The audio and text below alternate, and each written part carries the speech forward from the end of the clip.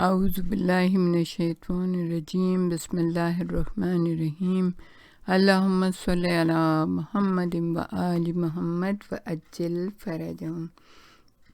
جہان علم city of knowledge academy سے آپ کی بیوی جان آپ سے مخاطب ہیں۔ السلام علیکم ورحمۃ اللہ وبرکاتہ۔ ہم آپ کو امام علیہ السلام کی 8ویں امام کی احادیث کے بارے میں بتا رہے تھے، 40 احادیث۔ اب ہم جس منزل پہ پہنچے ہیں وہ حدیث نمبر 7 ہے، اور حدیث نمبر 7 میں امام نے صلہ رحمی کے بارے میں بتایا کہ صلہ رحمی کیا ہے اور کیسے کرنی چاہیے، اور امام نے اس کے کیا اثرات بتائیں، صلہ رحمی کے اثرات کیا ہیں۔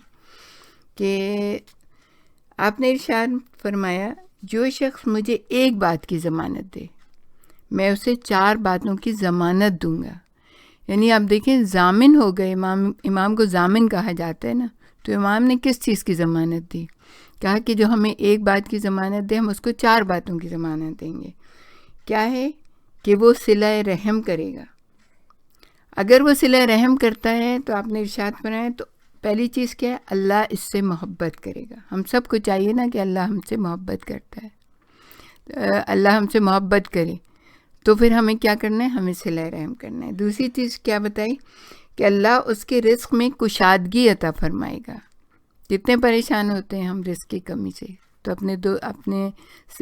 اپنے لوگوں سے صلہ رحم کریں گے تو اللہ تعالیٰ رزق میں کشادگی، یہ امام کی ضمانت ہے، کوئی معمولی بات نہیں ہے۔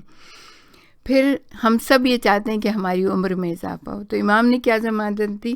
کہ اس کی عمر میں اضافہ کرے گا، جو صلہ رحمی کرے گا اس کی عمر میں اضافہ ہوگا۔ اور پھر جو ہم سب چاہتے ہیں، سب سے زیادہ جو چیز چاہتے ہیں وہ کون سی چیز ہے؟ وہ ہے جنت، کہ اللہ تعالیٰ ہمیں آتش جہنم سے بچا لے اور جنت الفردوس میں داخل کرے۔ امام نے ضمانت دی ہے اس چیز کی۔ امام نے کہا ہے کہ ہم اسے ضمانت دیتے ہیں کہ جو صلہ رحمی کرے گا اللہ اسے جنت میں داخل کرے گا جس کا اس نے وعدہ کیا ہے۔ تو یہ صلہ رحمی کتنی بہترین چیز ہے کہ صلہ رحمی یعنی انسان اپنے نزدیکی رشتہ داروں سے مستقل اپنا رابطہ برقرار رکھے، ان کے حقوق کو ادا کرتے رہے، اور صلہ رحمی کی جیسے کہ آپ نے سنا ہے، پڑھا ہے کہ دین اسلام میں بہت زیادہ تاکید کی گئی، اور آپ کو امام نے بتایا، نہ صرف بتایا بلکہ آپ کو ضمانت دی ہے کہ جو صلہ رحمی کرے گا تو اللہ تعالیٰ اس کے ساتھ یہ کرے گا، اور یہ 4 چیزیں کرے گا، اور پھر اس کی ضمانت دے دی امام نے۔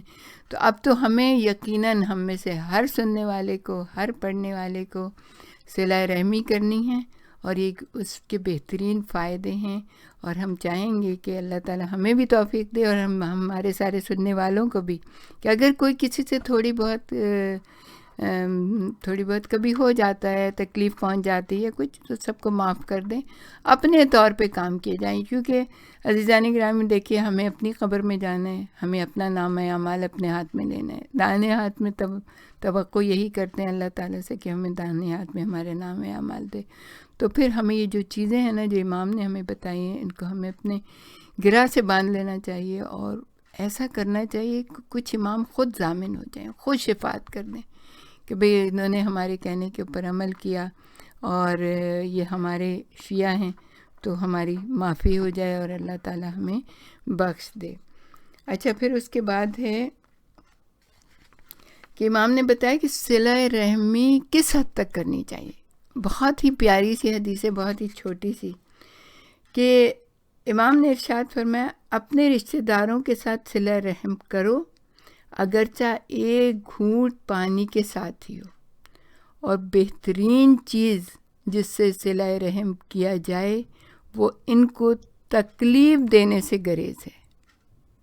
یعنی آپ دیکھیں کہ امام نے کتنی چھوٹی سی چیز بتائی کہ چاہے ایک گھونٹ پانی پلا دو ان کو، اور دوسری سب سے بڑی، اس سے جو بہت بڑی چیز بتائی وہ یہ ہے کہ ان کو تکلیف نہ دو۔ لیکن یہی تو ہوتا ہے کہ سب سے زیادہ لڑائی ہم اپنے دوستوں سے نہیں لڑتے، باہر والوں سے نہیں لڑتے، کیونکہ ان سے ہمیں عزت ملتی ہے، لیکن ہم لڑتے کس سے ہیں؟ ہماری لڑائیاں کس سے ہوتی ہیں؟ ہماری چھٹم چھٹا کس سے ہوتی ہے؟ ہم جو ہے نا ناراض کس سے ہوتے ہیں؟ وہ اپنے عزیزوں، رشتہ داروں سے، اپنے بہن بھائیوں سے، اپنے قریبوں سے۔ امام نے کہا کہ ان کو تکلیف دینے سے گریز کرو۔ اگر کسی کی طرف سے کوئی تکلیف ہمیں مل جاتی ہے ہم اس کو معاف کر دیں، اور ان کو تکلیف نہیں، کیونکہ ہمیں اپنی قبر میں تنہا جانا ہے، ہمارے نامہ اعمال ہمارے ہاتھ میں، اس وقت کوئی ہماری سفارش کرنے والا نہیں ہوگا، بس ہمارے شافی ہوں گے، لیکن اگر ہم نے ان کی ہدایت کے اوپر عمل کیا تو بڑھ کے ہماری شفاعت کریں گے۔ تو صلہ رحمی کی ادائیگی میں جو بات بہت اہمیت رکھتی ہے، اور مسلسل وہ کیا ہے، وہ مسلسل رابطہ ہے، چاہے وہ کسی طرح بھی ممکن ہو۔ اور دوسرے یہ کہ ہمیں اپنی ذات سے کسی کو تکلیف نہیں دینا چاہیے، اور امام نے اتنی چھوٹی سی بات بتائی ہے لیکن کتنے بڑی بامعنی بات ہے یہ۔ اچھا، پھر ایک اور حدیث ہے، 9 نمبر کی حدیث، جس میں امام علی رضا علیہ السلام نے اپنے اصحاب سے فرمایا، اور عموماً فرماتے تھے آپ، کہ انبیاء کا ہتھیار اٹھا لو، انبیاء کا ہتھیار۔ پوچھا گیا، امام کے صحابیوں نے پوچھا کہ انبیاء کا ہتھیار کیا ہے، تو امام نے بہت ہی چھوٹی سی بات بتائی، آپ نے فرمایا دعا۔ اور آپ دیکھیے کتنی پیاری بات ہے کہ اگر تاریخ کا مشاہدہ کیا جائے تو معلوم ہوگا کہ وہ گروہ جس کی اللہ نے سب سے زیادہ مدد کی اور انہیں بڑی سے بڑی قوتوں کے بارے میں کامیاب کیا، وہ انبیاء کا گروہ تھا۔ ظاہرہ بظاہرہ تو ہم دیکھتے ہیں نا کہ مار ڈالے گئے، ختم کر دیے گئے، جلا دیے گئے، آرے سے چیر دیے گئے، کیا کیا، لیکن اللہ تعالیٰ نے ان کو کامیاب و کامران کیا۔ ان کے اوپر ظلم ہوئے لیکن اللہ تعالیٰ نے ان کو کامیاب کیا۔ آج بھی ان کو ستانے والے کہاں ہیں؟ کوئی موجود نہیں ہے، کسی کا نام بھی نہیں ہے، جو اگر نام آتا بھی ہے تو کتنی برائی میں آتا ہے۔ فرعون مارا گیا، اس کا سارا لشکر غرق ہو گیا، نوح کے مقابلے میں جو آئے تھے وہ سب تباہ و حال ہو گئے، ختم ہو گئے، لیکن نوح آدم ثانی بن کے باقی رہے۔ تو ہماری جو نسل ہے وہ سب حضرت نوح سے جو بچے ہوئے کشتی میں سوار ہوئے تھے۔ تو آپ دیکھیں نا کہ تو اللہ تعالیٰ نے اپنے ہی گروہ کو ہمیشہ کامیاب کیا ہے۔ کیوں؟ خدا کی تائید اور ان کی کامیابی کی بنیادی وجہ وہ اصلاح تھی جو ہر نبی کے ہمراہ تھا، اور وہ اصلاح کیا تھا؟ امام نے بتا دیا، وہ دعا ہے۔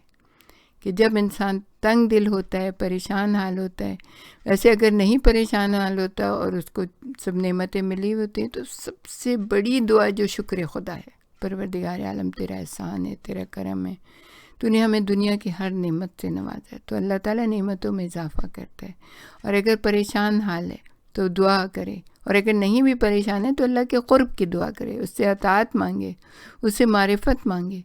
تو یہ دعا اتنی بہترین چیز ہے، انسان کا اتنا بڑا سرمایہ ہے۔ اور کہتے ہیں کہ جب حضرت آدم اس دنیا میں آئے تو دنیا میں کتنے دوسرے قسم کی قوتیں تھیں جو آدم کو اتنا چھوٹا سا انسان پیس کے رکھ دیتی، لیکن اللہ تعالیٰ نے ان کے ساتھ ایک اصلاح بھیجا تھا، اور وہ دعا کا اصلاح تھا۔ وہ ایسی پروٹیکشن تھی جو حضرت آدم باقی رہ گئے اس دنیا میں۔ تو امام نے فرمایا کہ دعا جو ہے وہ انبیاء کا اصلاح ہے۔ اور پھر اس کے بعد جو ہے امام نے 10ویں حدیث بتائی، بہت ہی بہترین حکمت ہے وہ۔ آپ نے ارشاد فرمایا، خاموشی حکمت کے دروازوں میں سے ایک دروازہ ہے، بے شک خاموشی محبت کا باعث ہے، بے شک یہ ہر خوبی کی علامت ہے۔ بہت ہی بہترین، بہت ہی باعظمت بات ہے کہ خاموشی کیا ہوتی ہے کہ انسان کو تفکر کا موقع فراہم کرتی ہے۔ دیکھیں اللہ تعالیٰ کی پہلی عبادت خاموشی ہے۔ جب آپ احادیث کی کتاب میں پڑھتے ہیں نا تو پہلی عبادت اللہ تعالیٰ کی جو لکھی ہے وہ خاموشی ہے۔ اور انسان ویسے بھی اگر زیادہ خاموش رہتا ہے تو زیادہ تفکر کرتا ہے، زیادہ غور و فکر کرتا ہے، اللہ کی حکمتوں کے بارے میں سوچتا ہے، اس کی نعمتوں کے بارے میں سوچتا ہے، اس کی آیات پہ غور کرتا ہے، دنیا انفس آفاق میں کیا کیا اس کی نعمتیں بکھری پڑی ہیں، اس سے سب پہ غور و فکر کرتا ہے۔ خاموشی وہ ہے جس سے حکمت کے دروازے کھلتے ہیں۔ اور خاموشی ایک اور بہت بڑی چیز ہے، کیا؟ دوسروں کی برائی سے محفوظ رکھتی ہے۔ یعنی اگر انسان بیٹھے ہوئے 4 لوگ تھوڑی اپنی ہی بات کریں اور اس کے بعد خاموشی، لیکن غیبت سے محفوظ رکھتی ہے۔ اسی لیے اس سے محبت اور دوستی بھی بڑھتی ہے۔ جو خاموش طبع لوگ ہوتے ہیں ان کے پاس لوگ بیٹھنا پسند کرتے ہیں، ان سے حکمت کی باتیں سننا پسند کرتے ہیں، اور ان سے دوستانہ مراسم رکھتے ہیں، اس لیے کہ ان سے انہیں کوئی برائی نہیں ملتی ہے، یا ان کی غیبت نہیں ہوتی ہے، یا ان سے ہمیشہ اچھائی کی توقع ہوتی ہے. تو کہا کہ یہ ہر خوبی کی علامت ہے. خاموشی جو ہے ہر خوبی، ہر نیکی صلاح اور تقوی کی علامت جو ہے وہ خاموشی ہے. پھر امام نے ارشاد فرمایا حدیث نمبر 11 کہ توکل کی حقیقت یہ ہے کہ تم خدا کے علاوہ یعنی اللہ کے علاوہ کسی سے نہ ڈرو. یہ توکل کی حقیقت بتائی ہے. یعنی کہ توکل جو ہے خدا پر، اللہ پر ایمان کا مظہر ہے، جس کے معنی یہ ہیں کہ انسان یقین کر لے کہ نفع اور نقصان، بخشش اور امان بندوں کے ہاتھوں میں نہیں ہے. بندوں کے ہاتھوں میں کچھ نہیں ہے اس میں سے، بلکہ صرف اور صرف اللہ ان کا ذمہ دار ہے. کسی سے امید نہ لگائے، کسی سے نہ ڈرے. توکل کی حقیقت یہی ہے کہ نہ تو کسی سے امید لگا کے بیٹھے اور نہ کسی سے ڈرے. امید بھی اللہ سے اور خوف بھی اللہ سے. یہ دونوں چیزیں آپ نے وہ سنا ہوگا جناب لقمان نے اپنے بیٹے سے کہا تھا کہ بیٹا تیرے دل میں امید اور خوف دونوں چیزیں ہونی چاہیے. تو بیٹے نے کہا کہ بابا یہ دو چیزیں ایک دل میں کیسے اکٹھی ہو سکتی ہیں؟ تو آپ نے فرمایا کہ بیٹا دل ایک ایسی چیز ہے جس میں دونوں چیزیں اکٹھی ہو سکتی ہیں. اگر اس کو کھولا جائے تو اس میں سے دو نور نکلیں گے، اور وہ دو نور ایک امید کا ہے، ایک خوف کا ہے. اور اگر ان کو تولا جائے تو وہ بالکل برابر ہوں گے. اور وہ امید اور خوف جو ہے نا وہ توکل کا بیس ہے کہ اللہ کے اوپر توکل ہے، اسی سے امید لگائیں اور اسی سے ڈریں. یعنی کہ ڈریں اپنے گناہوں سے اور امید اس سے حسن ظن رکھیں.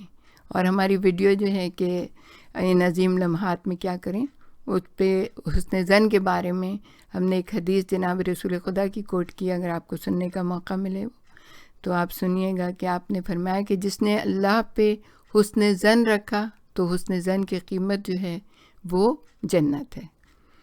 تو ہمارے ساتھ ہی رہیے گا، ہم آپ کو اس کے بارے میں اور بھی بہت کچھ بتانا چاہیں گے. وآخر دعوانا ان الحمد للہ رب العالمین. اللہم صلی علی محمد و آل محمد وعجل فرجہ.